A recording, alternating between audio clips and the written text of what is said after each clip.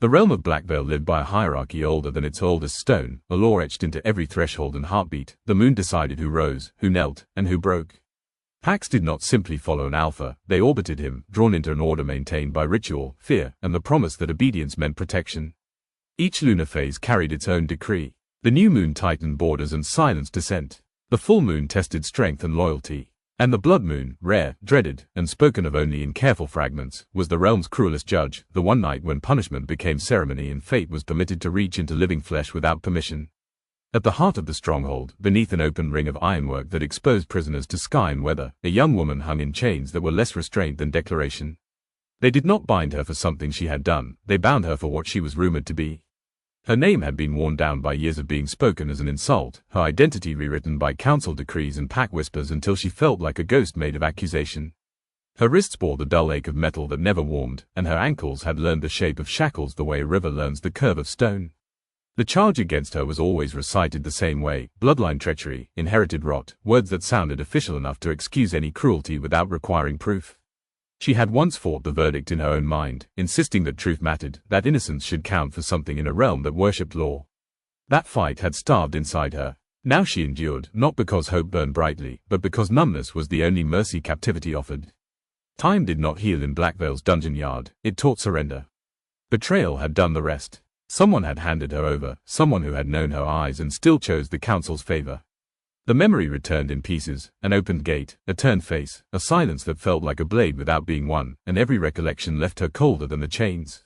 She did not cry anymore. Tears were wasted water in a place that fed on weakness. Tonight, however, the air itself refused to remain ordinary. A pressure built in the dark like an unspoken warning, making the torch flames tremble as if they feared what would rise above them.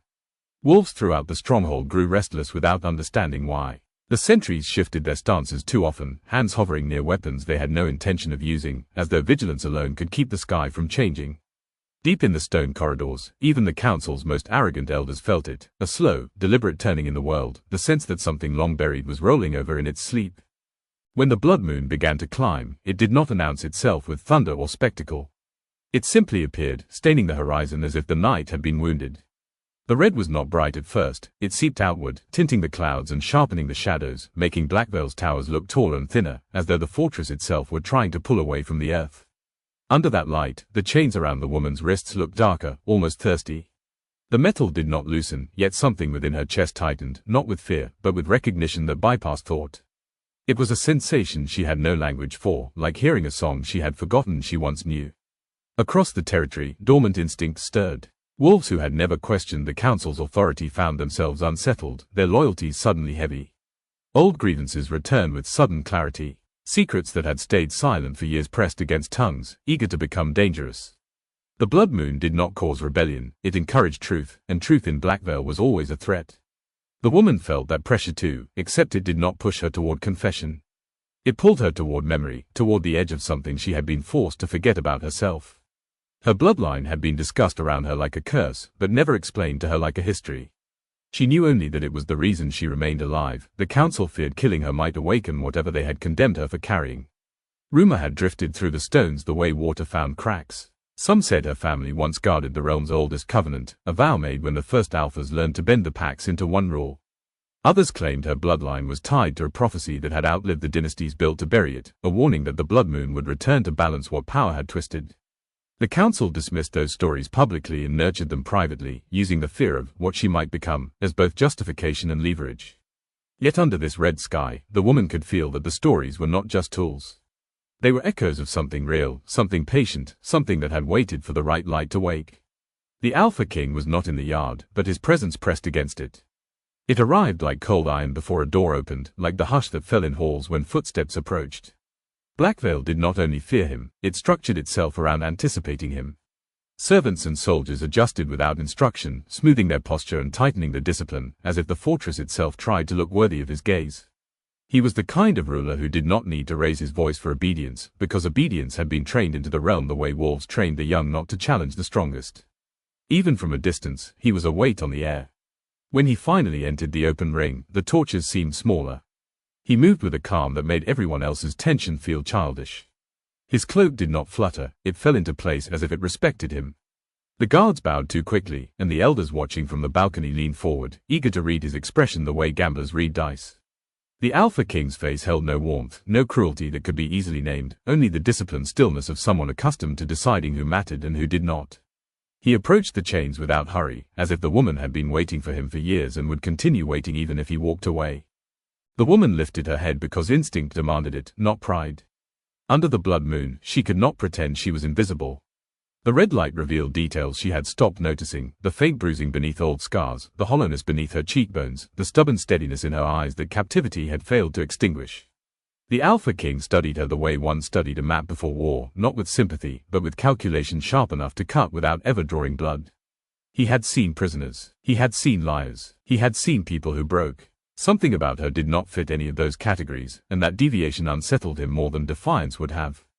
He came close enough that his shadow fell fully across her chains, and in that moment the air shifted again, as if the fortress itself inhaled. The woman's heartbeat stuttered, not from fear of him, but from the sudden sense that the chains were no longer the most important thing binding her. The blood moon's red gleam caught in her eyes, and for a breath the gaze she returned to him looked older than her suffering, older than her captivity, as if it carried a knowledge that did not belong to a condemned girl. The Alpha King did not speak, yet the change in him was visible in the smallest way, an almost imperceptible pause, a tightening at the edge of control. He had come prepared to witness a sentence, to confirm a council decision, to reinforce the realm's certainty. Instead, he found uncertainty staring back at him from behind iron and exhaustion. The council had called her a liability, a stain, a threat to order. But under the blood moon, with fate turning like a key in a lock no one wanted opened, he recognized the danger was not what she might do. The danger was what she already was. And as the red light deepened, the Alpha King realized, with a chill that had nothing to do with the night air, that the council had not chained a criminal. They had chained a turning point. Blackveil's laws were spoken as if they had always existed, as if the hierarchy had been born with the first howl and would outlive the last. Yet the Alpha King knew better. Nothing in the realm's order was natural. It had been shaped by conquest, by bargains made in desperation, and by a war no one spoke of without changing the subject. The council called the past a closed wound, but he remembered it as a living thing that never fully stopped bleeding, because some victories were simply the most organized form of loss. He did not linger in the prison yard after seeing her. He left with the same measured composure he brought into every room, yet inside him something shifted, like a gear slipping teeth. In the corridor beyond the open ring, the stone walls held the cold of centuries, and the torches threw shadows that looked too long under the blood moon stain. The Alpha King's guards fell into step behind him, careful to keep their breathing quiet, but he could feel their curiosity trying to take shape. They had seen his pause. They had seen the way he looked at the chained woman not as a discarded prisoner, but as a problem that could not be ignored. Her existence had never been a secret. Her story was part of Blackveil's intimidation, an example the council displayed to keep the packs obedient. A cursed bloodline, a traitor's daughter, a living warning, yet the king had been away when she was captured, and the council had ensured her trial remained a ceremonial conclusion rather than an investigation. The elders insisted that no facts were needed when prophecy was the accusation. They claimed certainty with the confidence of those who feared what certainty protected them from. He had heard the fragments over the years, enough to understand that her family name had once been spoken with respect. They were keepers of an older covenant, wolves who believed the Alpha's power should be balanced by restraint. They had argued that dominance without consent was just another form of tyranny, a dangerous thought in a realm built on obedience. When war came, those dissenters became convenient enemies. Blackveil's strongest packs rallied behind an ambitious Alpha who promised unity through control. The woman's ancestors refused to kneel. The result had been bloodshed spread across the forests and ridges, and a vow made in secret when defeat became inevitable. The curse was born from that vow. It was not sorcery in the childish sense, not spells and smoke. It was a binding seal with blood and intention, a poison designed not to kill but to undermine the very concept of an Alpha's absolute command. The curse did not strike like lightning, it burrowed. It attached itself to lineage and waited, passing quietly through generations, sharpening itself with each betrayal and each new crown. The council claimed the curse was a myth used by rebels to frighten rulers, but the Alpha King had seen enough odd fractures in loyalty and instinct over the years to believe something real lay beneath the stories. What unsettled him most was the way the curse had manifested in her. Wolves were born with a pull toward transformation, an inherited certainty that their bodies could become something else under moonlight. She had none of that. Not outwardly. Even under the blood moon, with its power pressing on every living creature, she remained bound in human skin, her wolf locked away as if behind a door welded shut. The council had insisted this proved her impurity, that her bloodline was broken. But the Alpha King recognized the opposite possibility. Suppression could be a form of concealment. A locked door was not the same as an empty room. If the curse in her was designed to threaten alpha dominance, then leaving her human was not mercy, it was strategy. Vulnerability made her easier to control, easier to display, easier to break. It also made her less likely to trigger the prophecy the elders feared. A wolf who could not shift could not lead a rebellion, the council argued. A powerless prisoner could not topple a throne. Yet the blood moon had a way of making old assumptions feel foolish. The Alpha King entered the council chamber before the elders could summon him, refusing to allow them the satisfaction of calling him like a subordinate. The room was shaped like a circle, stone seats rising in tiers so the oldest wolves could look down without standing. Their robes were ceremonial, their eyes sharp with the practiced judgment of those who preferred decisions to facts. The blood moon's red light filtered through high windows, painting the council's pale hair and scarred hands in a hue that made them look like relics soaked in old violence. They began speaking immediately, as if his presence was permission to unload their fear. They did not ask what he thought of the prisoner. They told him what he must do. Execute her before dawn, end the bloodline, prevent the prophecy. Their words were polished with the language of duty, but their urgency betrayed them. They were not worried about justice. They were worried about losing control. He listened without giving him the satisfaction of reaction. Their arguments were familiar. The curse began with treason, therefore it would end with treason. Her family had once tried to bind an alpha's authority, therefore her existence was an ongoing attack. The prophecy's fragments were recited like scripture. When the blood moon crowns the night, the chained heir will awaken, and the throne will either break or transform. The elders claimed the line meant death. The Alpha King heard something else in it, change. When he refused to agree immediately, the chamber tightened. An elder with a voice like gravel reminded him that his own rise to power had been built on the aftermath of that old war. He had inherited a realm pacified by fear and reinforced by tradition. The curse, the elder implied, was a threat to the legitimacy of his crown itself. The implication was clear: if he hesitated, he was choosing the prisoner over the council. He was choosing instability over certainty. He was choosing to test whether his throne was truly his. For a moment, memory sharpened behind his eyes. He saw that war again, not as a tale but as a sequence of nights he never fully escaped. The last rebel stronghold burning. The scent of ash and wet soil. The way the surviving dissenters had looked, not defeated but determined, as if they believed time would fight for them. He remembered hearing of the curse afterward, dismissed as a dying threat. He remembered swearing privately that if it was real, he would crush it before it could reach him. That vow had been simple then. It was not simple now. He left the council chamber with their pressure trailing him like smoke. In the corridors, servants lowered their eyes, sensing that something dangerous moved beneath the stronghold's routine. Outside, the blood moon hung heavier, and the air seemed to vibrate with the faintest strain, as if the realm's invisible seams were being tested. The Alpha King found himself walking back toward the prison yard without deciding to, drawn by the same unspoken pull that had unsettled him earlier. Curiosity was not his weakness. Control was his religion. And yet, the closer he came, the more he felt that control slipping, not from his hands, but from the realm itself. When he reached the open ring again, he did not announce himself. He stood at the edge of the torchlight and watched. The chained woman was still there, still upright in the stubborn way captives learned. Her face was turned slightly toward the sky, as if she could feel the blood moon's weight more than she could see it. The guards remained at a distance, uneasy, unsure whether to treat this as routine or as something sacred. Under the red glow, the chains looked subtly different. Not broken, not loosened, but altered. The metal held a faint sheen, as if warmed from within. The Alpha King focused on her wrists, the links near her skin, and noticed something no one else seemed to see, a delicate rhythm traveling through the iron, like a pulse that did not belong to metal. Her breathing was steady, but her heartbeat had grown louder in the silence, not audibly, but as an impression, a pressure. The chains responded to it, each beat sending a faint tremor through the links as if her body and the iron were negotiating with one another. The Alpha King's throat tightened with the first true warning he had felt in years. This was not the council's superstition. This was not a frightened story told to keep wolves obedient. Something was waking in her, and the realm's old restraints were beginning to fail in small, undeniable ways. He stepped closer, and the guard stiffened, uncertain whether to intervene. The woman did not look at him immediately. She stared forward, and the numbness he had seen earlier was still there, but it was no longer empty. It was held in place by something else, something listening from beneath her skin. Then her heart struck a stronger beat, and the chains answered like living things. The iron links throb in time with her heartbeat, as if the restraints have started to recognize her. The Alpha King had built his rule on certainty. Not the kind that came from believing he was always right, but the colder certainty of being willing to decide quickly and live with the consequences. Blackveil respected that more than kindness and feared it more than cruelty. In a realm where every wolf watched for weakness the way hunger watched for dusk, hesitation was treated as an injury, small at first, then fatal if it spread. Yet under the blood moon's red stain, he found something inside himself that did not align neatly with his practiced decisiveness. It was not pity. It was not attraction in any simple form. It was the unnerving sense that executing the chained woman might not end a threat, but awaken it. He stood close enough to see the faint tremor in the iron links, close enough to feel the way the air seemed denser around her, as though the night had collected itself in her shadow. The chains should have been inert. They were forged for submission, inscribed with old wards the council used to keep prisoners obedient. And yet they pulsed in time with her heartbeat, subtle but insistent, like a locked door responding to the hand it recognized. The Alpha King's instincts, trained to read pack dynamics like weather, warned him that something ancient was shifting position beneath his feet. The guards stationed along the yard's perimeter tried to pretend nothing was happening, but their bodies gave them away.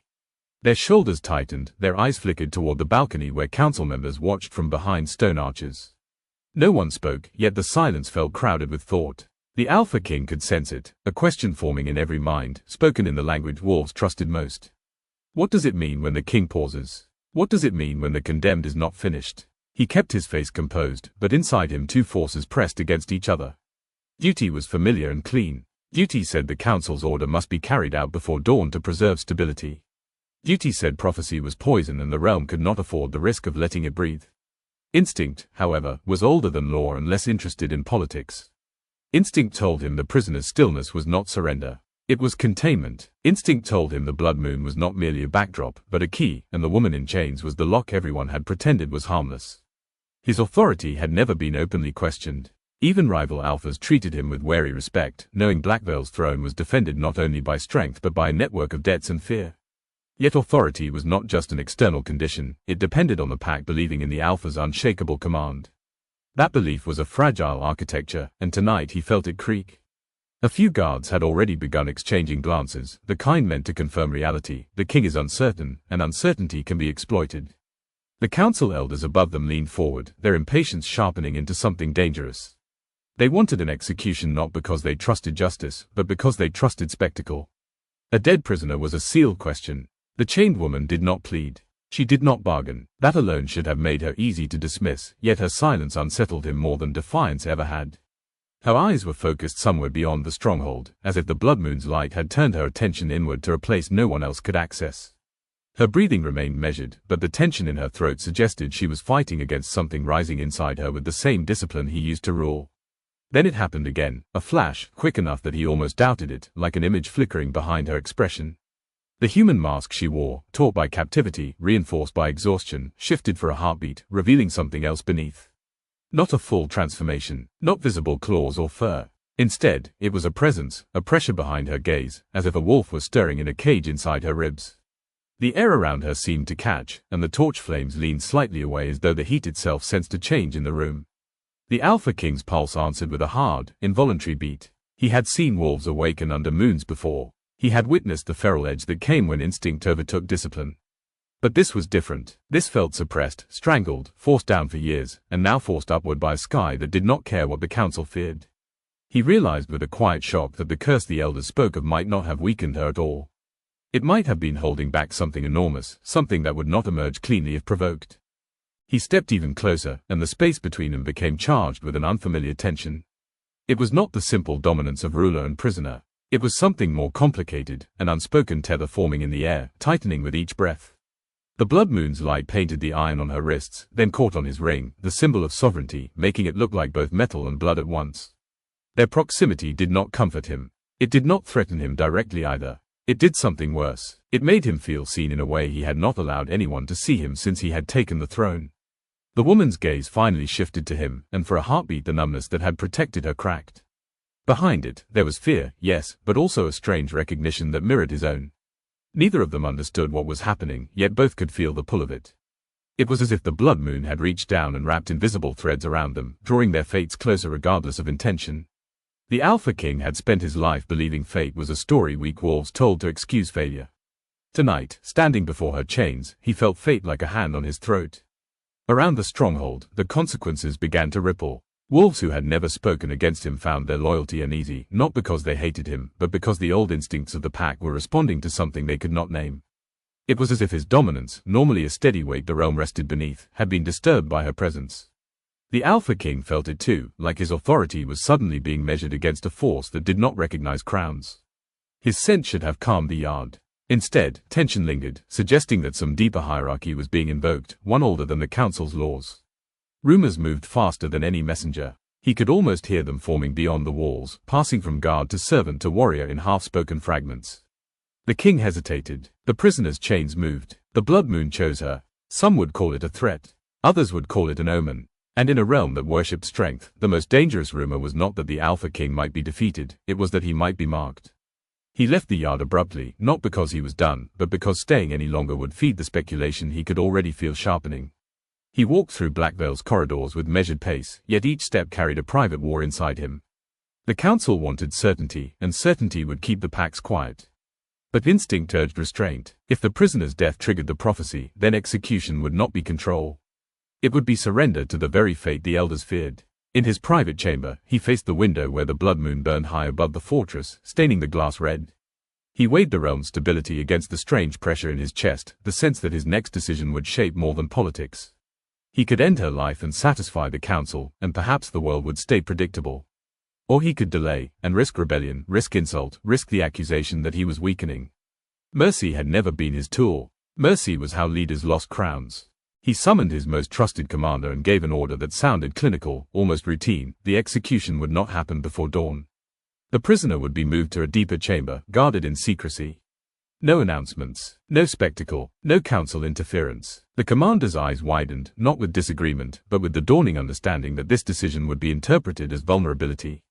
The Alpha King did not soften it. He simply repeated the command, and in doing so he accepted the risk with the same stillness he once used to accept war. When he returned to the prison yard a final time before the night fully turned, the blood moon had climbed to its highest point. The red light had thickened, saturating the stone and iron until the fortress looked like it existed inside a bruise. The guards watched him with restraint, but the tension in their bodies was unmistakable. The woman remained chained, her posture rigid, her breathing slightly faster now as if she was bracing against something rising within. As the blood moon reached its apex, she lifted her head sharply, as though hearing a sound no one else could hear. The chains trembled again, harder this time. The air tightened, and then her eyes, still fixed on the Alpha King, caught the red light and transformed it into something else entirely, an unnatural glow that did not reflect the moon so much as answer it. Her eyes ignite with an eerie, living light at the blood moon's peak, and the chains shudder as if they are about to choose her over the realm. The moment her eyes changed, the yard felt as though it had crossed an invisible threshold. It was still the same ring of stone and iron, still watched by guards and council shadows, but the air no longer behaved like air. It carried a charge that tightened lungs and sharpened senses, the kind of pressure wolves felt before storms or battles, except this came from within the stronghold itself. The Alpha King had faced rebellions and ambushes without flinching, yet this was different because it did not threaten his body first. It threatened the order he had built his identity around. He did not touch her. He did not need to. The bond found its own path. It began as a heat beneath his skin, sudden and precise, blooming along the inside of his forearm like a brand pressed from the inside out. His breath steadied by habit even as his muscles tightened. He had heard of ancient bonds, the kind that formed when the world was younger and packs believed the moon could choose mates as easily as it chose tides. Those stories were treated like folklore now, dramatic and outdated, warnings wrapped in romance to entertain young wolves before they learned the harsher truths of power. In the modern realm, bonds were claimed through ritual and consent and politics, not through fate. A king did not submit to myth. Yet the heat grew sharper, and when he slid his sleeve back, he saw it, a mark forming in the shape of a crescent interlocked with a line like a chain link, black against skin as if inked by shadow. It was not raw, not bleeding, but it looked permanent, the kind of symbol that did not fade because it did not belong to flesh alone.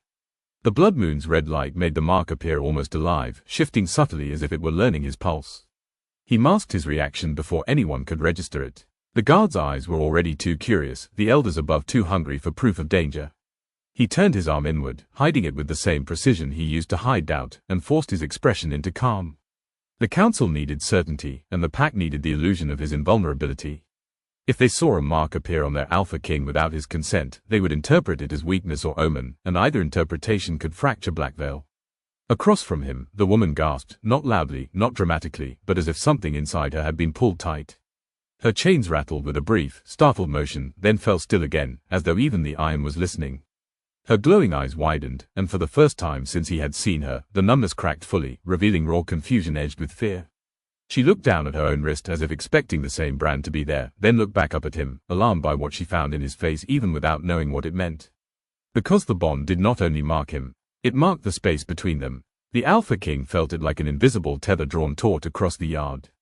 Every instinct in him reacted. His wolf, usually disciplined beneath his control, surged forward with possessive awareness that had nothing to do with ownership and everything to do with ancient recognition. His senses sharpened around her, the rhythm of her breathing, the faint scent of iron and cold stone clinging to her skin, the exhausted steadiness in her posture. It was as if the bond had rewritten his attention, narrowing his world until her existence became a focal point. He hated it immediately, not because it felt wrong, but because it felt too right without permission. The woman seemed to feel it too, though in a different way.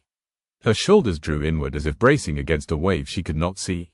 Fear still lived in her, fear of him and what he represented, fear shaped by years of being treated as prey among predators.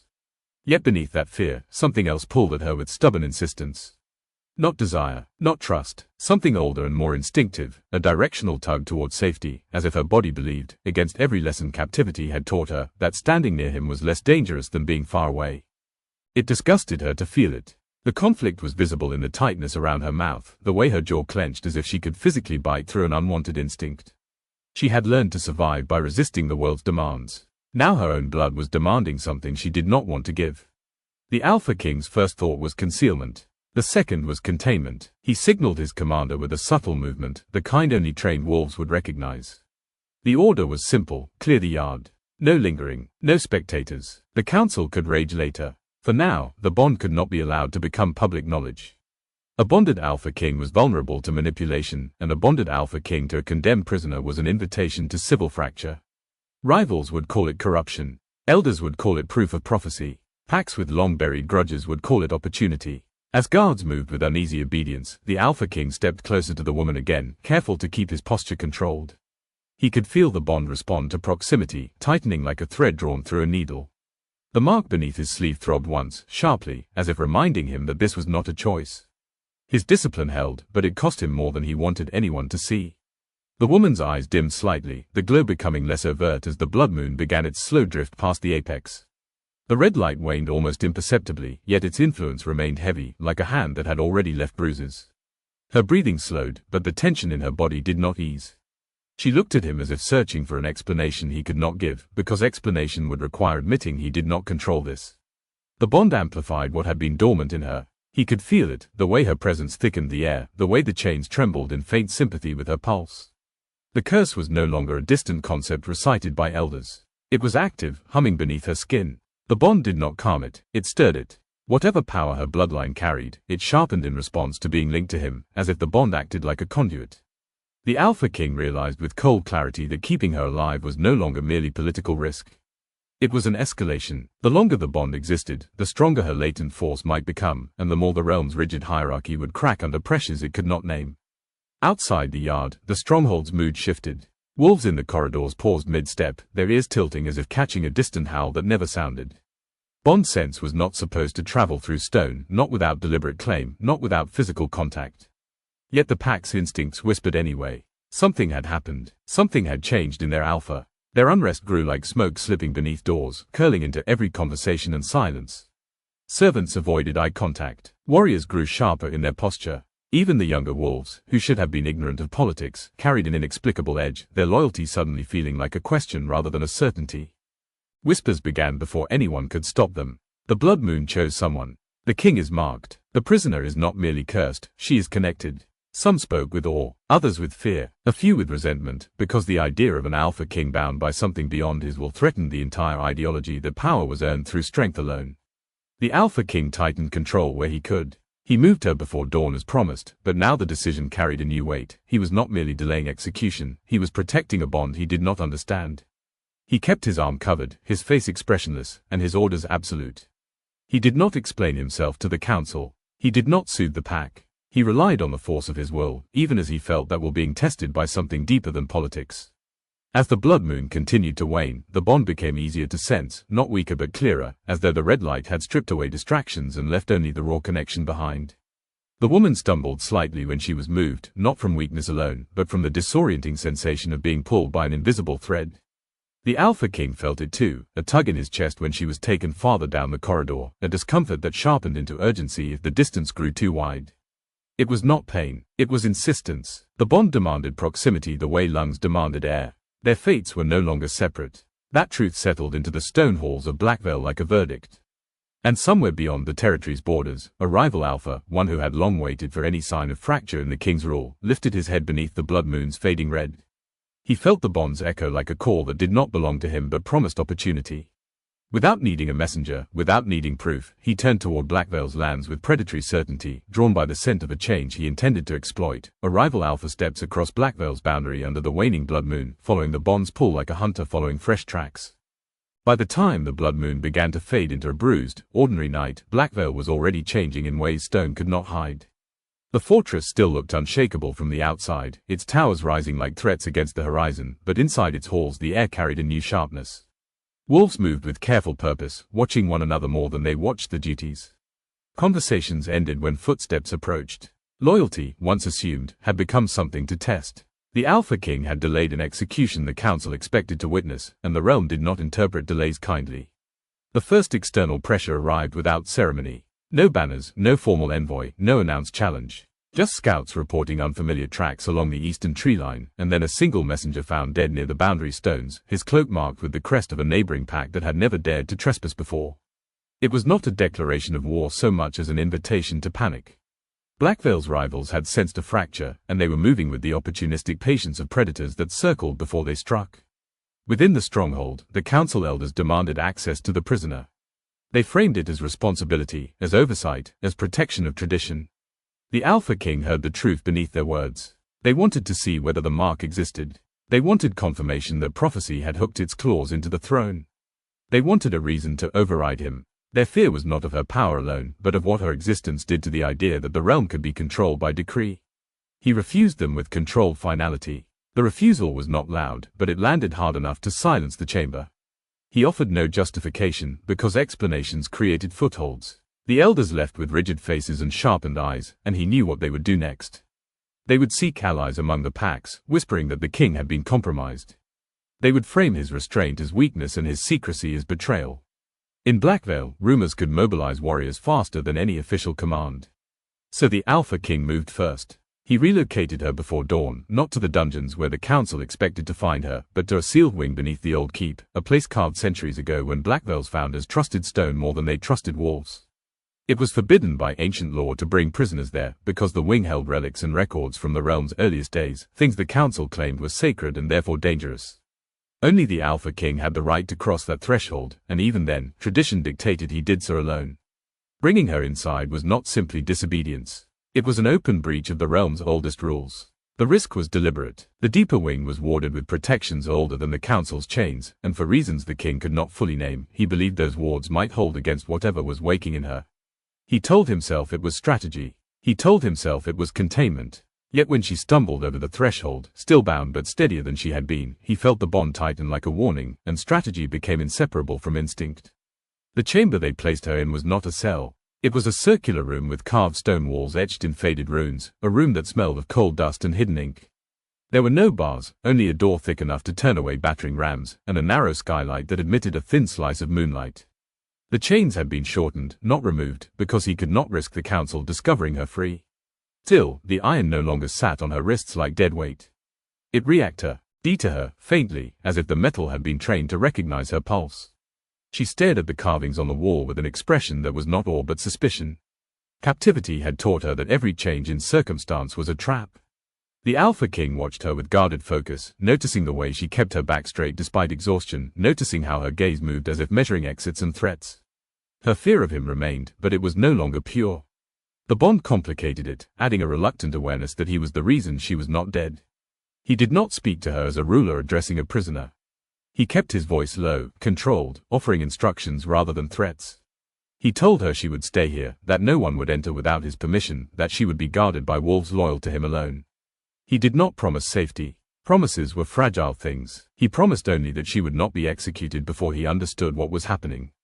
In Blackvale, that was the closest thing to mercy a king could afford. For the first time, she asked a question without sounding like she expected to be punished for it. Her voice was rough from disuse, and the words came cautiously, as if she was testing whether truth still had any purpose. She wanted to know why the council hated her bloodline enough to chain her for years without trial. She wanted to know what the curse was supposed to do. She wanted to know why her body felt like it contained something that had been asleep for so long it now woke angry. The Alpha King's instinct was to deny her information. Knowledge was leverage, and leverage could become rebellion. But survival was no longer a solitary game. If the curse erupted, it would not only destroy her, it could take the realm with it. He needed her cooperation, not submission, not obedience, cooperation, a concept Blackveil rarely practiced. So he gave her fragments, the way one feeds a starving person carefully to avoid harm. He told her there had been a war before her birth, a war framed as unity but fueled by fear of dissent. He told her that her ancestors had opposed absolute rule, arguing that power must be tempered or it would rot into tyranny. He told her that when they lost, they did not die quietly. They bound their defiance into a curse meant to ensure no Alpha could ever rule without consequence again. He did not call it noble. He did not call it evil. He called it real. Her expression tightened, not with pride, but with grief she had never been allowed to name. If her family had fought, then her captivity was not random cruelty, it was the realm's continued punishment of a bloodline that had dared to resist. She absorbed the information with a stillness that felt dangerous. The bond hummed faintly between him, and the Alpha King could sense the shift inside her, as though each fragment of truth loosened something in her chest. In the days that followed, Blackveil's political tension turned into movement. The rival Alpha who had crossed the boundary did not rush to the gates. He spread his influence like poison in water, sending quiet messages to discontented wolves, offering him a future where the Alpha King's hesitation could be replaced by stronger leadership. He promised stability, he promised tradition, he promised what fearful wolves always wanted, simple answers. Inside Blackveil, the council mirrored that pressure, accusing the king of endangering the realm by protecting the cursed. Their words did not openly defy him, but they undermined him in subtle ways, delayed orders, redirected patrols, whispered warnings to warriors who had once been unquestioning. The Alpha King could feel his control thinning, not because he was weaker, but because doubt was spreading faster than command. Then the curse struck back. It did not announce itself with spectacle. It began as a sudden chill rolling through the sealed wing, making the torches sputter and the runes on the wall seem darker. One guard outside the chamber stiffened, his face tightening as if smelling something wrong. Another stumbled, his hand flying to his chest as if his own heartbeat had turned against him. The Alpha King arrived in time to see them collapse to their knees, not dead, but disoriented, eyes wide with confused fear. There was no blood, no torn flesh, just the unmistakable shock of something unseen pushing into the nervous systems like a warning. The woman inside the chamber jerked upright as if struck by the same invisible force. Her chains clattered, and the bond tightened so sharply the Alpha King felt it like a pull against his ribs. She gripped the links with shaking hands, her face contorted as though she was fighting an internal tide. The room's air thickened, and the runes on the wall seemed to shimmer faintly, responding to her presence. The king ordered the guards back, his voice cutting through panic. He stepped toward the chamber door, feeling the realm's unseen instability pressing against him from all sides, external enemies circling, internal politics fracturing, and now the curse itself proving it could harm his pack without laying a single claw on them. This was how power fell, not in one dramatic blow, but in a series of invisible cracks. He opened the chamber door as a horn sounded above, signaling an incursion at the northern wall. The timing was too precise to be coincidence. Someone had chosen this moment, when the stronghold's attention would split, when fear would make wolves reckless. The rival Alpha had not come alone. The Alpha King moved quickly, guiding the chained woman out through a narrow corridor that led deeper into the old keep. He did not drag her. He did not command her with dominance. He relied on her survival instinct, on the reluctant trust beginning to form because she understood the simplest truth: if she fell into enemy hands, she would become either a trophy or a weapon. She followed, stumbling once, then catching herself, her eyes fixed ahead. The bond gave her direction. The prophecy's fragments he had shared echoed behind her gaze like a warning she could finally hear. Fall or rebirth, break or transform. The words were no longer abstract. They were happening. In the corridor ahead, shadows shifted, and a group of armed wolves emerged, not wearing Blackveil's crests. Their faces were calm with the confidence of hunters who believed the prey was already cornered. The Alpha King stopped short, placing himself between them and the chained woman. Behind him, she inhaled sharply, and the air responded as if bracing for impact. As the ambush closed in, the curse inside her surged, no longer a suppressed presence, but an awakening force that snapped awake like a storm finding its first thunder. Surrounded in the old keep's corridors, the curse finally breaks through her restraint, and the air itself turns against everyone in reach. The corridor's air felt wrong the instant the ambush revealed itself. Not because of blades or snarls, but because the space tightened with intention, as if the stone itself understood that a decision was about to be forced. The Alpha King stood between the intruders and the chained woman, his posture steady enough to discourage rash movement. He did not lunge. He did not provoke. His restraint was a different kind of threat, the kind that suggested he did not need spectacle to win. Yet the wolves facing him carried the calm confidence of those who believed they had already succeeded simply by making him choose. Behind him, the woman's breathing turned uneven. The curse surged again, not as visible violence but as an internal quake that made the corridor's torches flicker and the runes in the walls darken like bruises. The Alpha King felt the bond tighten, a sharp tug that pulled at his chest as if his own body was warning him that whatever woke in her would not distinguish between enemy and ally if it broke loose. The intruders sensed it too. Their expressions shifted from certainty to calculation, like gamblers noticing the table had changed. One of them spoke in a low, careful tone, addressing the king with the practiced respect rivals used when they wanted to sound reasonable. They claimed they had come to stabilize Blackveil, to remove a dangerous variable before it destroyed the realm. The words were polished, designed to sound like service rather than betrayal. The Alpha King heard the real offer underneath: give her up and keep your throne. Refuse, and you will be blamed for everything that follows. He could have ordered an immediate counterattack, could have relied on the strength of his guards and the fortress's labyrinthine corridors. Instead, he did something far more dangerous in a realm like Blackveil.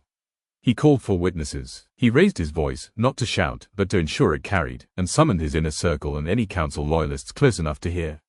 The sound of footsteps echoed as Blackveil's own wolves gathered, drawn by the tension in his tone. The intruders stiffened, realizing the king was changing the battlefield. He was pulling the conflict into the open, where politics mattered as much as strength. When enough eyes were present, he spoke with deliberate clarity. He declared that the prisoner would not be surrendered to outsiders and would not be executed under council pressure.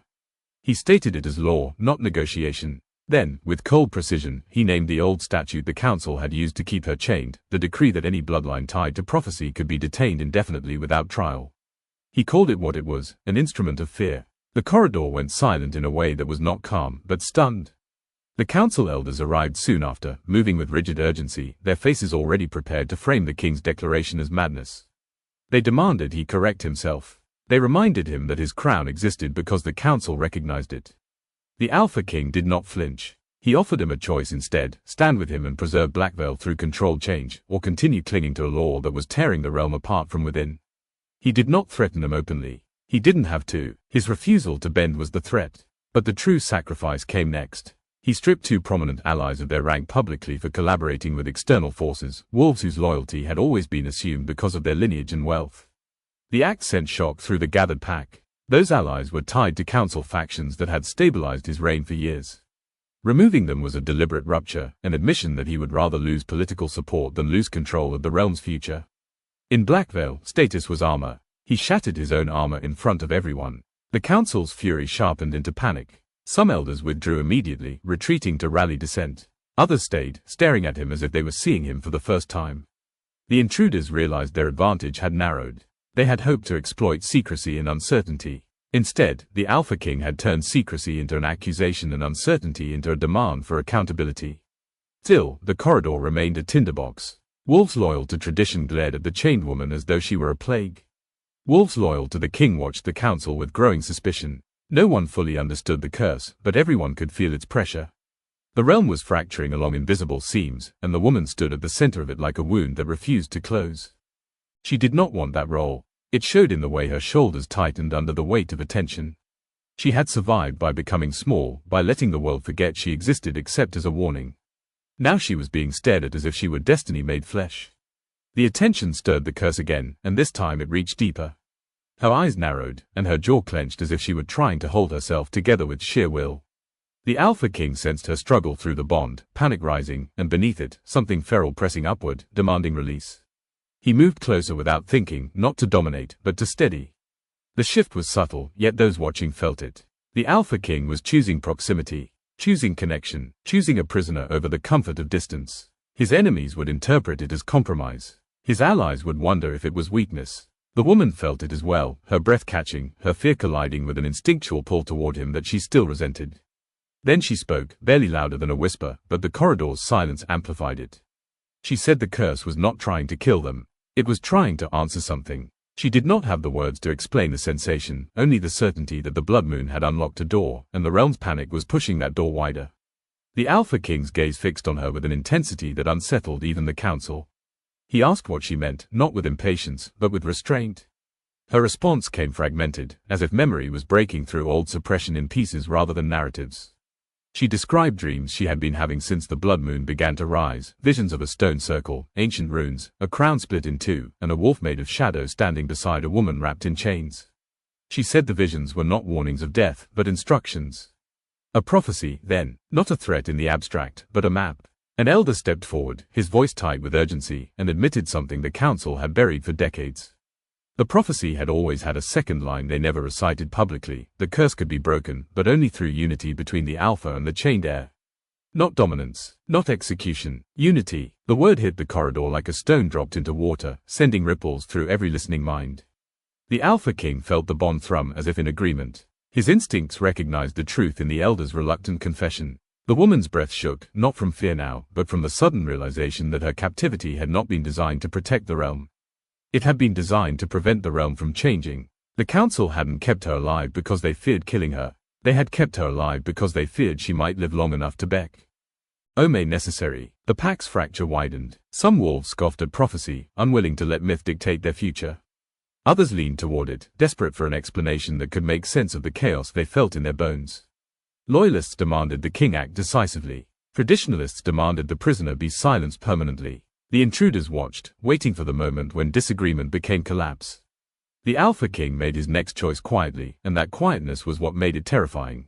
He ordered the intruders seized, not harmed, not executed, but contained for interrogation.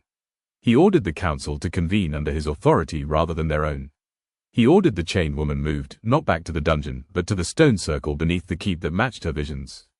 Each command was a nail driven into the coffin of tradition. Each one stripped him of allies who had supported his crown only as long as he remained predictable. When they reached the hidden chamber, the woman nearly faltered. The runes carved into the stone floor seemed to recognize her, their grooves catching the dim moonlight like veins. The air was colder here, and the bond between her and the Alpha King tightened again, not just between their bodies, but between their histories. The curse inside her rose like a tide against a dam. An elder, one who looked more frightened than proud, explained the ritual in clipped, reluctant terms. It had been designed centuries ago as a failsafe, a way to reset what power had corrupted. It would bind the Alpha's authority to restraint and break the curse's grip on the bloodline. But it demanded a cost. Not gold, not land, not status. A life. One life offered willingly to free the realm from the cycle of dominance and rebellion. The Alpha King stared at the runes without blinking, the weight of the requirement settling into his chest like iron. The woman's hands tightened around her shortened chains, her expression shifting from dread to grim understanding. The curse had not been created without consequence. Neither would its end be. Above them, the blood moon's red glow continued to fade, and with it the window of opportunity narrowed. The ritual had to be done before the last of the moon's influence vanished, or the curse would remain awake and uncontrolled, feeding on the realm's fear until it tore Blackveil apart from within. The Alpha King and the chained woman stood on opposite sides of the rune circle, facing the same truth from different angles. The realm could be saved, but not without sacrifice. The Elder reveals the final condition: freedom requires a willing death, and both the Alpha King and the chained heir realize the ritual is demanding one of them. The stone circle beneath the keep did not feel like a room meant for living wolves. It felt like a memory carved into rock, preserved for a moment when the realm would be forced to face itself. The runes in the floor were worn smooth in places, as if countless feet had once stood here with purpose, and the walls held faint stains that torches could not fully explain. Above, the stronghold continued its routines in uneasy fragments, but down here time seemed to slow, as though the earth itself was listening. The Alpha King stood at the edge of the circle, his crown ring heavy on his hand, his sleeve still hiding the mark that should not exist. Across from him, the chained woman held herself rigid, not from defiance, but from the effort of staying whole while the curse inside her strained against every boundary she had learned to build. The elder who had revealed the ritual's cost kept his voice low, not out of reverence but out of fear that speaking too loudly might awaken something worse. He explained what the council had never dared to say plainly. The curse was not a weapon forged to punish her bloodline for daring to be different. It was a punishment for betrayal, specifically, a punishment meant for those who claimed leadership and then twisted it into absolute control. Her ancestors had not cursed the realm out of spite. They had bound a truth into the blood: when power became tyranny, the bloodline that benefited would eventually be forced to pay. The Alpha King absorbed the words with a stillness that looked like composure but felt like impact. He had grown up inside the story the council wanted him to believe, that the dissenters had been traitors, that the old war had been necessary, that his lineage had saved Blackvale from chaos. He had repeated those lines as king because they stabilized rule, but the stone circle did not care for convenient narratives. Under its runes, history pressed back. The elder's gaze shifted toward the Alpha King's ring, then toward the woman's chains. He said the curse had been designed to turn inward, to make the oppressor face what he had refused to recognize. It would not kill indiscriminately. It would expose. It would erode the legitimacy of crowns built on fear. It would awaken during a blood moon because that was the one night when the realm's oldest laws, moon law, blood law, overrode council law. The woman's expression changed as she listened, grief mingling with a harsh kind of clarity. She had spent years believing she was cursed because she was wronged by nature, because she carried rot in her veins. Hearing that the curse was aimed at tyranny rather than her existence did not erase her suffering, but it rearranged it. It gave it a reason that was both more horrifying and more empowering. Her captivity had not been justice. It had been an attempt to silence a mirror. She looked at the Alpha King then, and the bond between them tightened, not with comfort, but with insistence. Her eyes held something raw, the knowledge that he stood on the side of the realm that had broken her, even if he had not personally forged her chains. Yet her body still leaned toward him in that instinctive way the bond demanded, and she hated herself for it until she realized the bond was not asking for obedience. It was asking for truth. The Alpha King's throat tightened as he finally allowed himself to consider what he had always avoided. His lineage had not simply won a war. It had constructed a system that made dissent synonymous with treason, then maintained that system through laws designed to protect the throne rather than the realm. The council had been his instrument and his shield, and he had let them call it stability. Now the curse was forcing him to see stability as a story told by those in power to justify the suffering beneath them. He did not apologize. Not yet. Apologies were easy to speak and hard to live. Instead, he acknowledged the reality with a low, controlled admission that felt more dangerous than a confession. The realm had used her as a scapegoat, and his crown had benefited from it. The words were quiet, but the runes in the circle seemed to darken as if recognizing them. The elder began the ritual. There was no dramatic chanting, no spectacle designed for fear. It started with the simplest and most frightening act, recognition. The Alpha King stepped into the circle and removed his glove, exposing the mark on his forearm to the cold air. The crescent and chain symbol looked darker under the dim moonlight filtering through cracks above. The watching wolves, his commander, a few chosen guards, and 2 elders, shifted visibly. The mark was undeniable proof that the bond and the prophecy were not myths. The woman's breath caught when she saw it. The mark made her own fate feel suddenly real in a way words never had. Without being instructed, she lifted her chained wrist, and the iron links trembled, pulsing in sympathy. The runes beneath her feet responded, faintly luminous at the edges, as though the stone circle had been waiting for both of them to stand here together. The elder instructed them to bleed, not much, not as an offering of pain, but as a declaration of lineage.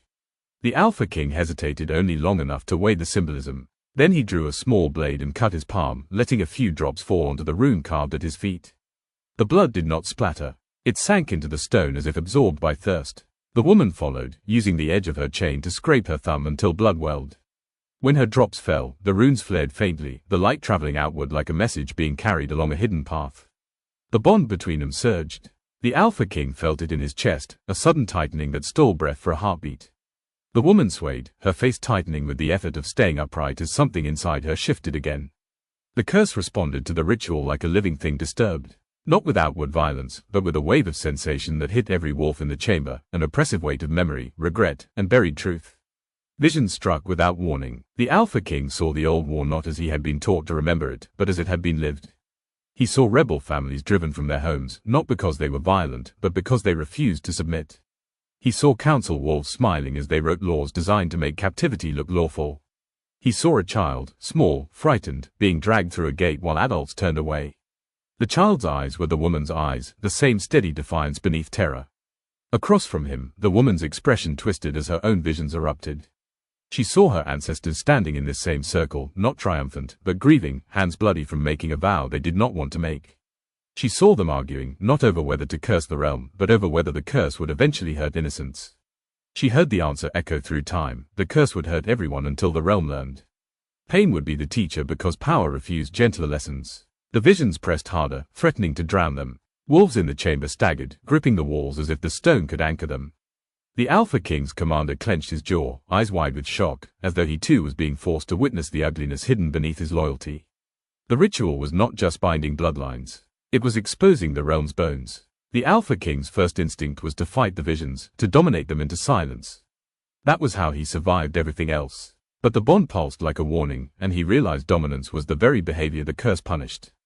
If he resisted with force, the curse would tighten. The only way through was acceptance. He looked at the woman, truly looked, and for the first time his gaze softened into something like vulnerability.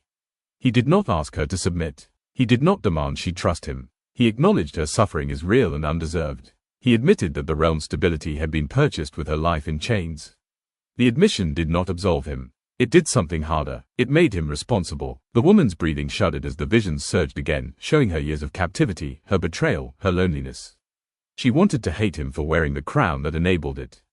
The hate was there, sharp and justified. But the ritual required something different. The elder's earlier words returned with brutal clarity. Redemption would not come through dominance. It would come through forgiveness. Forgiveness did not mean forgetting. It did not mean excusing. It meant refusing to let hatred be the only bond between past and future. She swallowed hard and forced herself to speak a truth that felt like swallowing fire. She said she did not forgive the realm. Not yet, but she would not let the realm's cruelty turn her into the same kind of monster it feared. She would not let the curse consume her into a weapon of revenge. If she was a catalyst, then she would choose what she catalyzed. The runes flared brighter, responding to her choice. The oppressive weight of the visions shifted, not vanishing, but reorganizing, as if the ritual recognized intent as much as blood. The watching wolves held their breath. Above them, Blackveil's stronghold seemed to quiet, as though the entire realm paused to listen for the outcome. Then the bond did something neither of them expected. Instead of sealing into steadiness, the tether between them snapped taut and vibrated violently, as if the ritual had struck an unstable seam. The Alpha King's mark burned sharply, and the woman's chains jolted, clattering against stone with sudden force. The air in the chamber shuddered, and the runes flickered like a failing flame. The elder's face drained of color. He whispered that the ritual was not stabilizing the bond. It was destabilizing it, pulling it apart to test whether it was built on fate alone or on choice. The Alpha King and the woman locked eyes as the bond surged again, unpredictable and wild, and both realized they might not be able to hold onto one another through what came next. The ritual's power turns the bond volatile, wrenching it toward rupture instead of unity as the chamber begins to shake with unstable moonborn force. The tremor that began in the stone circle did not stay beneath the keep. It traveled upward through Blackveil's foundations like an alarm threaded through bone, turning the fortress's steady heartbeat uneven. Torches along the corridors sputtered as if the air itself had become uncertain. Wolves paused mid-step, ears tilting, throats tightening, instincts flaring with no clear target. It was not an attack they could point to. It was the realm reacting to something inside itself being disturbed. In the hidden chamber, the elder's hands shook as he tried to steady the ritual's remaining power. The runes on the floor flickered and dimmed again, refusing to hold a stable pattern. The Alpha King felt the mark on his forearm burn with intermittent heat, as though it was being pulled in two directions at once. Across from him, the chained woman swayed, her breathing shallow, her eyes forced wide by the effort of staying present while the curse surged through her like a storm searching for a sky. The bond between them had become dangerous not because it hurt, but because it was unpredictable. It tightened, loosened, then snapped taut again with no warning, like a rope fraying under strain. The Alpha King's instincts wanted to clamp down on it, to control it through force of will, but every time he leaned toward dominance, the runes dimmed further. The ritual was punishing the reflex that had kept him alive. Above them, the council acted as if the chamber's tremors were proof of their argument. They seized the opportunity with the efficiency of wolves who had waited for one misstep. Messengers raced through the fortress carrying clipped orders. The king had endangered the realm. The cursed prisoner had triggered instability. Emergency authority must be assumed by the council until the threat was neutralized. The orders were written in language that sounded legal, but the intent was simple. Take the crown's power back. Reassert tradition. Kill the variable. The Alpha King's commander arrived in the chamber breathless, eyes sharp with grim news.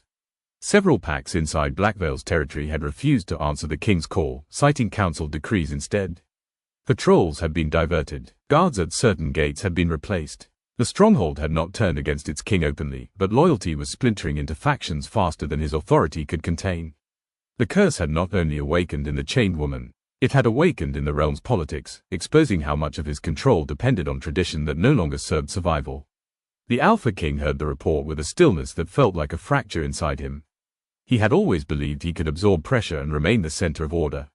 Now he realized the center itself was being contested. The council's laws, once the scaffolding of his reign, were becoming weapons pointed at him. His crown was still on his head, but its meaning was slipping, not because he was weak, but because the realm's foundation, fear-driven hierarchy, could not hold against a crisis that demanded cooperation. The chained woman watched him as the commander spoke. She looked less like a prisoner now and more like someone standing in the eye of a storm. The visions, the ritual strain, the bond's volatility had stripped away the last remnants of numbness. What remained was a clear-eyed awareness that the realm was about to choose what kind of monster it wanted to be. The Alpha King expected her to retreat into silence again. Instead, she stepped forward. It was not a dramatic gesture. Her chains limited her movement, and exhaustion still clung to her. But the decision to move at all, toward him, toward the runes, toward the center, felt like defiance of everything Blackveil had taught her. The elders had wanted her kneeling as proof of the realm's power. She did not kneel. She stood as straight as her battered body allowed, and in doing so she became something the pack had not expected to see, a symbol not of rebellion, but of unity. She did not claim leadership. She did not demand the throne. She acknowledged the truth without softening it. She said the curse was awake because the realm had refused to learn. She said killing her would not end it, because the curse was not rooted in her existence but in the system that treated wolves like tools. Her voice was rough, but it carried, not because she shouted, but because the chamber's tension made every word feel like a weight. The Alpha King felt the bond respond, not tightening with possession, but settling slightly, as if the connection recognized her refusal to submit as part of its purpose. He understood then that the bond's volatility was not random. It was testing them. If he treated her as property, the bond resisted. If she treated him as enemy, it resisted. The curse and the bond were forcing a new alignment, partnership instead of dominance. Outside the chamber, the council made their move. A contingent of council loyalists approached the sealed wing, demanding entry under emergency authority. The Alpha King's commander moved to intercept, but the tension in his posture showed he knew the truth. If they fought in the corridor, Blackveil would tip into civil war in an instant. Wolves loyal to the king would clash with wolves loyal to tradition, and the rival Alpha lurking on the territory's edge would seize the chaos like a gift. The Alpha King took a breath and made the hardest decision a ruler could make. He chose to step into vulnerability on purpose. He ordered the chamber opened. When the council loyalists entered, expecting to find a cornered king and a dangerous prisoner, they instead found the Alpha King standing beside the chained woman within the rune circle, both of them marked by ritual and strain, both of them upright. The image disrupted the narrative the council had prepared. This was not a compromised king hiding a prisoner. This was a king presenting a truth the realm could not ignore. The Alpha King spoke, and his voice carried the weight of authority even as that authority was being challenged. He declared that the old laws had failed. He declared that the council's emergency decrees were void. He admitted, openly, that Blackveil's order had been built on fear and that fear was no longer protecting him, it was breaking them. The council loyalists bristled, but the wolves behind them hesitated. They were not immune to the curse's pressure. They had felt the tremors. They had felt the unrest spreading through the packs. They wanted certainty, yes, but they also wanted to live. The chained woman spoke again, softer this time, and the softness was what made it land. She told them she did not want their throne. She wanted the realm to stop consuming its own children. She told them she had been chained for a prophecy she did not choose, and yet she was standing here anyway, choosing to prevent Blackveil from tearing itself apart. She made it clear she could become a weapon if pushed, but she did not want to be one. Her refusal to threaten them directly forced them to confront a more uncomfortable truth. The danger was not her. It was their fear. The pack faced a choice that had been avoided for generations. Continue the hierarchy as it was, with the council controlling the king through tradition and fear, and hope the curse could be strangled by execution. Or accept that survival required shared responsibility, a leadership that balanced strength with restraint. The Alpha King framed the new principles in terms even traditional wolves could understand. Strength would remain respected, but it would no longer be absolute. The council would not be abolished, but it would no longer operate as an untouchable authority above consequence. Trials would require evidence, not lineage. Captivity without cause would be treated as treason against the realm itself. The packs would keep their customs, but they would be bound by a new covenant, loyalty owed to protection, not to fear. He did not pretend these changes would be painless. He admitted they would be resisted. Then he offered what wolves trusted most, accountability. He said if he failed to uphold this covenant, he would accept challenge. If the council tried to undermine it, they would be stripped of power. The words were a gamble. He was inviting scrutiny. He was inviting risk. But the realm's instability demanded it. Something shifted among the gathered wolves. Not sudden devotion, not unquestioning acceptance, but an easing of the collective tension, as if they could finally see a path that was neither blind obedience nor open war. The curse's pressure in the air changed too, less oppressive, more directional, like a storm beginning to organize itself into an exit. The bond stabilized in that moment, not as a chain but as a tether chosen. The Alpha King felt it settle into his chest with steadier rhythm, the mark on his forearm cooling into something that no longer burned like punishment. The woman's breathing steadied as well. The chains on her wrists trembled once and then fell quiet, as if acknowledging that the relationship between them had shifted from possession into partnership. Outside Blackveil's walls, the rival Alpha's scouts withdrew. They did not retreat because they were frightened of the king's strength alone. They retreated because they sensed the realm's power realigning. A divided fortress was prey. A fortress reorganizing itself around shared survival was something else, less predictable, harder to fracture. Still, the curse had not fully resolved. The Elder's face remained pale, his eyes fixed on the runes. He warned that the final phase was approaching, that the ritual had begun a process it could not pause. The curse would seek its conclusion, and the realm would be tested one last time, not by whether it could punish, but by whether it could change. As the chamber settled into uneasy calm, a new chill slid through the stone. The Alpha King turned his gaze toward the narrow skylight. The night above should have been fading. The blood moon's influence should have been dying with it. Instead, a red edge began to creep back into the darkness, as if the sky itself had decided the first test was not enough. The blood moon starts rising again, unnaturally early, and the runes flare as if warning that the realm's final trial has just begun. The second rise of the blood moon did not behave like a natural cycle. It climbed too fast, as if time had been bent around Blackveil's need for an ending. The red light returned in a thin smear at first, then thickened until it poured through cracks in stone and glass like a warning the realm could not ignore. Wolves across the stronghold halted again, bracing for the old instinct to demand submission. But something had changed in them since the ritual began. Fear was still present, sharp and habitual, yet it no longer felt like the only language available. The realm had seen its king admit fault. It had seen the chained woman refuse to become a weapon. That witnessing mattered. It rewired the pack's expectation of what power had to look like. In the sealed wing beneath the keep, the rune circle responded to the returning red with a steadier glow than before. The flicker that had threatened collapse became a pulsing pattern, like a heartbeat finding rhythm.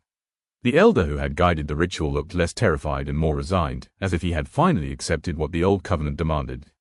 He did not call for more blood. He did not call for punishment. He said the second rise meant the curse was offering one final chance to be ended without sacrifice becoming slaughter. The realm would be freed not by killing the cursed heir, not by forcing the Alpha King into surrender, but by acceptance, by acknowledging that both sides had been trapped in a cycle they kept reenacting. The Alpha King stood beside the woman within the circle, not across from her as adversary. That shift in placement seemed small, yet it altered the entire energy in the chamber.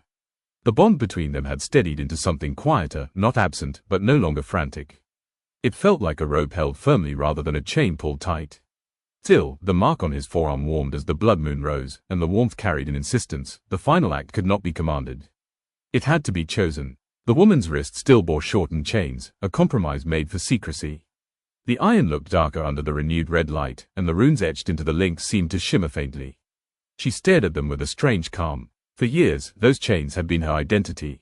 They had dictated how she moved, how she slept, how she imagined the future. Now, with the curse's pressure shifting inside her, she understood that the chains had never been the true restraint.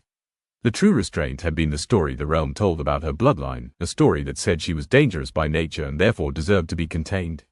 She inhaled slowly and spoke in a voice steadier than anyone expected. She said she would not fight the curse like an enemy anymore.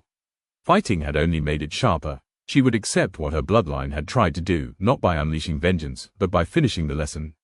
The realm could not be healed by pretending the past did not matter. It could only be healed by acknowledging it and refusing to repeat it. She said she would accept her wolf, even if accepting it meant accepting the anger and grief that came with it. The Alpha King listened without interrupting. The old version of him would have controlled the moment, would have issued instructions and demanded obedience. Instead, he did something that felt more dangerous than war. He let her lead. He admitted, openly, that his crown could no longer be a solitary weight carried above the pack. He said he would relinquish absolute authority, not by abandoning leadership, but by transforming it. Shared rule, shared accountability. The council would be restructured. Challenges would be permitted as correction, not as rebellion. The packs would be protected, not owned. The chamber grew very quiet after that, as if the stone itself needed a moment to accept what had been spoken. The elder's eyes shimmered with something like grief. He murmured that the covenant had always been meant to produce exactly this.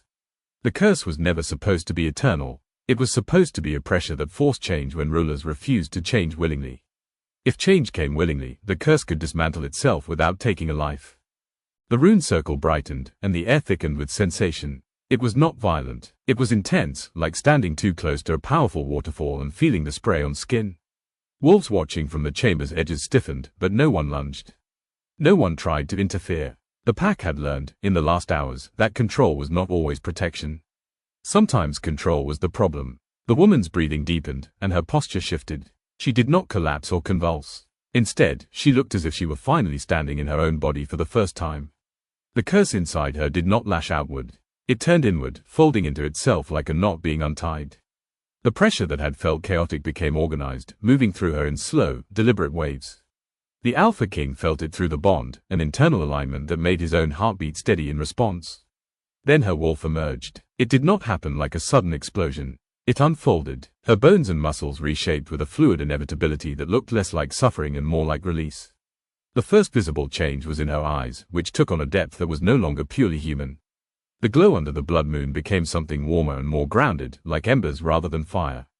Her scent shifted subtly, no longer only iron and cold stone, but something wild and clean, like pine after rain. The curse had suppressed her wolf for years. Now, with acceptance replacing resistance, the suppression cracked and dissolved. Her wolf form was not monstrous. It was powerful and unmistakably hers, a sleek, dark presence with faint silver threading along her fur that caught the moonlight like quiet lightning. She stood within the rune circle without snarling, without panic, without turning her strength outward as threat. The restraint she displayed was not submission. It was choice. The Alpha King held his ground, eyes steady, not as a hunter, not as a ruler asserting dominance, but as a partner anchoring the moment.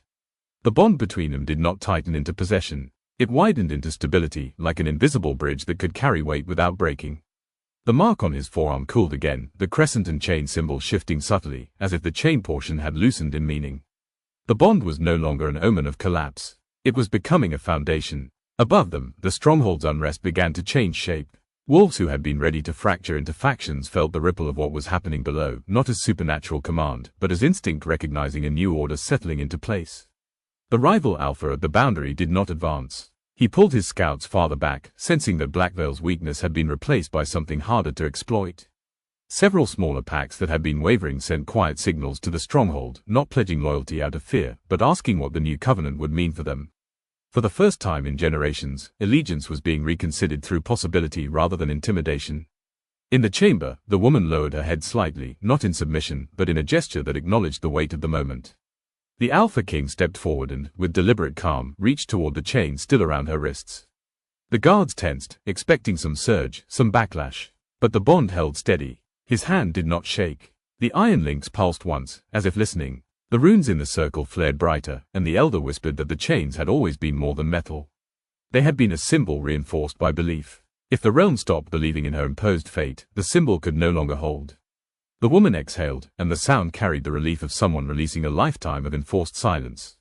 The Alpha King did not command the chains to break. He simply accepted that they had no right to exist anymore. The pack watching accepted it too, not as spectacle, but as conclusion. The chains shattered. The sound was sharp, clean, final. Iron fragments fell to the stone floor and lay still, no longer pulsing, no longer alive with borrowed meaning. The woman's freed wrists trembled briefly as if her body needed to learn the sensation of not being constrained. Then she lifted her head, and the air in the chamber seemed to lighten, as though the realm's lungs had finally taken a full breath. The elder staggered, exhausted, and murmured that the curse was dismantling itself. Not erased, not forgotten, but transformed into covenant, into a lesson written into the realm's new structure rather than into one bloodline suffering. The Alpha King nodded, his expression tight with something like grief and resolve. He knew the work ahead would be immense. Healing did not arrive because chains broke. Healing arrived because the realm chose to change what it rewarded and what it punished. Above, the blood moon's red began to fade for the second time. But as it faded, the sky did not return to the familiar shade of night. A pale light crept along the horizon, dawn arriving with an unfamiliar tint, as if even the sun hesitated to rise over a realm that had rewritten its own law. The Alpha King and the woman stood together, their bond steady, their fates no longer bound by fear but by choice, watching the first hints of morning seep into Blackveil's stone. The blood moon's red vanishes, but the dawn that replaces it is strangely altered, as if the world itself is waiting to see what Blackveil becomes next. The dawn that followed the blood moon did not arrive with the bright certainty Blackveil was used to. It came slowly, cautious light pouring over the stronghold as if even the sky needed time to accept what had changed beneath it. The red stain that had haunted the night was gone, and yet the morning carried an unfamiliar clarity, a pale sharpness that made stone edges look cleaner and shadows less forgiving. Wolves who stepped into the courtyards and along the ramparts found themselves searching the horizon as though expecting the past to return in a different form. They did not find it. They found a sky that looked ordinary and therefore strange, because Blackvale had not lived under ordinary skies in a long time. Inside the keep, the chain fragments remained where they had fallen in the rune chamber, collected only after the sun rose fully. No one treated them like trophies. Even the most tradition-bound wolves avoided touching him at first, unsettled by what those broken links represented. For years, the chains had been a guarantee that the realm could imprison destiny when it threatened the throne. Now they were proof that the realm could no longer pretend its order was permanent. The iron was ordinary again, stripped of meaning by choice rather than force, and that was what frightened and comforted the pack at the same time. The Alpha King did not hold a victory ceremony. He understood that celebrations were for wars won, and this was not a war with a clean ending. This was a transformation that demanded patience and restraint, two qualities Blackvale had rarely rewarded. He called the council and the pack leaders into the Great Hall, not to command them back into obedience, but to place the new covenant in front of them while the memory of the blood moon remained fresh. He stood at the dais without theatrical posture, his voice controlled, his gaze steady. He announced the restructuring in terms that left little room for misinterpretation. The council would no longer have power to detain by lineage alone. Trials would require evidence. The old decree that justified indefinite captivity was revoked. Packs would retain their customs, but all would be bound by a shared law that treated protection as the purpose of leadership rather than dominance. He named a council seat for representation from the border packs, the smaller territories that had long been treated as expendable. He established a challenge process meant to correct rather than destroy. It was not gentleness. It was discipline aimed at preventing the realm's fear from becoming its default weapon again. Some leaders protested immediately, their voices sharp with the discomfort of wolves losing inherited advantage. Others watched in tense silence, calculating what this change would do to their influence. The Alpha King did not argue. He did not threaten. He listened long enough to confirm what was truly being said, then answered with a truth the blood moon had made unavoidable. Tradition had failed to contain the curse because tradition had been part of what fed it. If they returned to the old ways, they would not regain stability. They would invite the cycle back into the realm, and next time the realm might not survive it. In the back of the hall, the woman stood beside his commander, not hidden behind guards, not displayed as a prisoner, but present as a person. Some wolves stared at her openly. Others refused to look, unable to reconcile the living figure with the years of rumor they had swallowed. She wore no chains. Her wrists were wrapped simply, the skin beneath still tender, and the simplicity of that wrapping carried more weight than any shackle ever had. She did not smile. She was still learning what it meant to exist without enforced suffering. Freedom did not arrive as a warm flood. It arrived as a quiet, disorienting space where she had to decide who she was when no one was telling her. The bond between her and the Alpha King remained, but it had changed. It no longer felt like a demand placed over their heads by fate. It felt like a thread they could choose to hold or let go. They both sensed it in the same way, an awareness that flared when they were near each other, steady warmth rather than sharp insistence. The bond still carried history, still carried the echo of the blood moon's pressure, but it no longer tightened like a chain. It offered connection without forcing possession. That difference mattered more than any proclamation, because it proved the realm's prophecy had been misunderstood. Wolves had assumed prophecy meant inevitability, that it removed choice and made lives into pawns. The truth was harsher and more hopeful. Prophecy created a crossroads. It did not push them down one path. It demanded they decide whether to repeat the past or transform it. The Alpha King met the woman's gaze across the hall during a pause in argument, and in that brief stillness the uncertainty between them surfaced again. Their bond might be stable, but stability was not the same as certainty. He had spent his life believing relationships were built on leverage and loyalty secured through fear or reward. What existed between them did not fit those frameworks. It required vulnerability, not as weakness, but as truth. It required him to accept that he could not command her devotion, even if destiny had marked them. It required her to accept that she could choose him without excusing what the realm had done to her. After the council session ended, they walked the outer courtyard together with only a few guards at a respectful distance. The morning air was cold and clean, and the stronghold stone looked less menacing under sunlight, as if its intimidation had depended on darkness. She moved cautiously, still aware of the habits captivity had trained into her. The Alpha King matched her pace, not leading, not pushing, letting the shared silence become something they could inhabit without it turning into threat. He did not ask her to forgive him. He did not offer explanations designed to soften what could not be softened. He told her plainly that rebuilding would be uncertain, that the realm would resist change, that threats would continue from outside borders and inside halls. He told her he would not pretend peace could be guaranteed simply because chains had broken. Then he said the most consequential thing he had said since the ritual. He wanted her to have a choice in what came next, even if that choice led her away from him. For a long moment, she said nothing. The old instinct to distrust kindness rose in her, sharp and automatic. But beneath that, a different truth pressed forward. She had been used as an example for so long that she had forgotten what it felt like to be treated as a person. The Alpha King's offer did not erase the past. It acknowledged it, and that acknowledgement allowed something fragile to take root. She told him she did not know what love looked like in a realm that had only taught her fear. She told him she did not trust destiny, because destiny had been used to justify her suffering. But she admitted that when the bond had stabilized, when the chains had broken, she had felt something she could not dismiss, not safety guaranteed by power, but safety offered through restraint. She said she could not promise devotion today. She could promise commitment to the work of rebuilding, because rebuilding was the only way her freedom would mean anything. He accepted that without protest, and the acceptance was its own kind of devotion. It was the Alpha King choosing partnership over possession, even when possession would have been easier for him to understand. Beyond Blackveil's walls, the rival Alpha withdrew fully, not defeated by battle but unsettled by change. Several border pacts sent emissaries requesting terms, not to bow, but to negotiate participation in the new covenant. Former enemies, sensing that Blackveil's strength now included cohesion rather than mere intimidation, reconsidered their strategies. The realm's power had realigned, and that realignment did not promise peace, but it offered possibility, something Blackveil had not allowed itself in generations.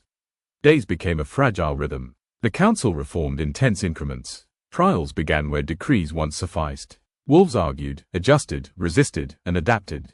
The woman, no longer chained, moved through the keep learning how to exist under open sky. Sometimes she shifted into her wolf form in the quiet of dawn, not to prove strength, but to remind herself she belonged to her own body. The Alpha King, for his part, learned to let his authority be questioned without interpreting every challenge as rebellion. He learned that leadership rooted in restraint demanded more discipline than leadership rooted in fear. The prophecy's fulfillment became clear in a way no one had predicted. Blackveil did not fall. It did not rise as an empire of conquest. It survived through unity, through a king who chose to change and a woman who chose not to let suffering define her as a weapon. The realm's rebirth did not come from a single dramatic victory. It came from the decision to stop repeating the past. On the first morning the horizon looked entirely normal again. The Alpha King and the woman stood on the ramparts and watched the valley below. No blood-red moon hung over them. No omen stained the sky. Just light, wind, and the quiet movement of a world continuing.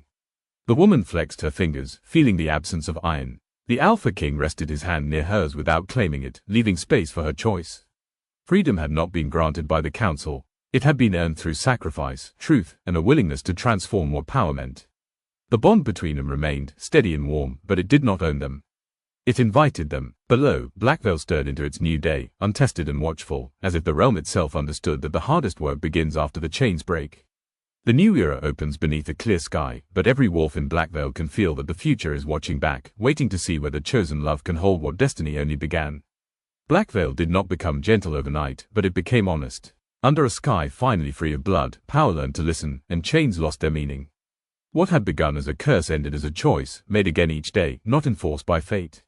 The Alpha King and the once chained woman stood not as ruler and prisoner, but as proof that survival could be shaped by love, restraint, and courage. And in that fragile beginning, the realm stepped forward, aware that true freedom must always be protected.